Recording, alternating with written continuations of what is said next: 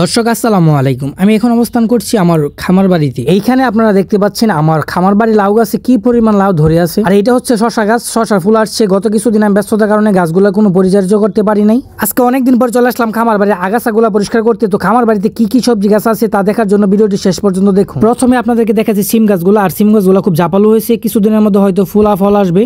তাছাড়াও লাউ গাছগুলো অনেক বয়স হয়ে গেছে, আর সেই জন্য আমরা কিছু নতুন করে গাছ লাগিয়ে দিব। এই জন্য আমার বাদল ভাই কোদাল নিয়ে আসছে, আপনারা দেখতে পাচ্ছেন। এইখানে সুন্দর করে কিছু জায়গা করব এবং নতুন করে গাছ লাগাবো। আম গাছগুলো খুব সুন্দর সতেজ হয়েছে, আপনারা দেখতে পাচ্ছেন, নতুন করে খুঁড়ি নিয়েছে। আর এখানে হচ্ছে এগুলো পেঁপে গাছ, পেঁপে গাছগুলো বড় হচ্ছে আস্তে আস্তে। সাথে জালি কুমড়া গাছ আছে। আর এখন যেটা আপনারা দেখতে পাচ্ছেন এটা হচ্ছে বটবটি গাছ, অনেক সুন্দর সুন্দর বটবটি ধরে আছে, যা আপনাদেরকে ভিডিওতে আগেও দেখিয়েছিলাম। আগাছা পরিষ্কার করতে আমি একা নয়, আমার সাথে আমার ভাই ভাতিজও আসছে। বড়বড়ি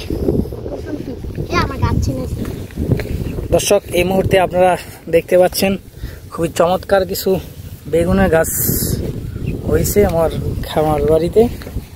আর এগুলা যা আপনারা দেখতেছেন এই হচ্ছে সুইশাক, আর এটি হচ্ছে ভেন্ডি। সুইশাক ভেন্ডি একসাথে মিক্স করে আমরা রোপণ করেছি, খুবই সুন্দরভাবে গাছগুলো হয়েছে।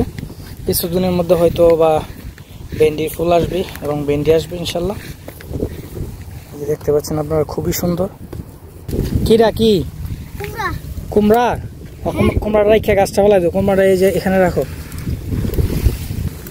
এই যে দেখতেছেন আমার ভাই ভাতিজারা খুব সুন্দরভাবে আমার খামার বাড়ি পরিষ্কার করে দিচ্ছেন, কারণ আমরা নতুন কিছু গাছ রোপণ করবো আরো ইনশাল্লাহ। এই যে দাও কি অবস্থা, জলপাই গাছ, এটার মধ্যে ওই যে মিষ্টি কুমড়া থেকে পোকাইসা পাতা খেয়ে ফেলছে। তোমরা এক কাজ করো, তাড়াতাড়ি পরিষ্কার করো।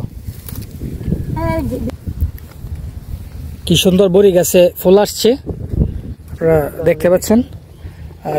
কোলবরই 12 মাসি জাত। হ্যাঁ, আসলে গাছপালা, শাকসবজি ও সবুজ পাতা আমার খুবই ভালো লাগে, সেজন্য আমি বেশি বেশি গাছ রোপণ করি। এখানে আপনারা দেখতে পাচ্ছেন একটা কমলা গাছ, গাছটি গোড়া পরিষ্কার করে কিছু মাটি দিয়ে দিলাম।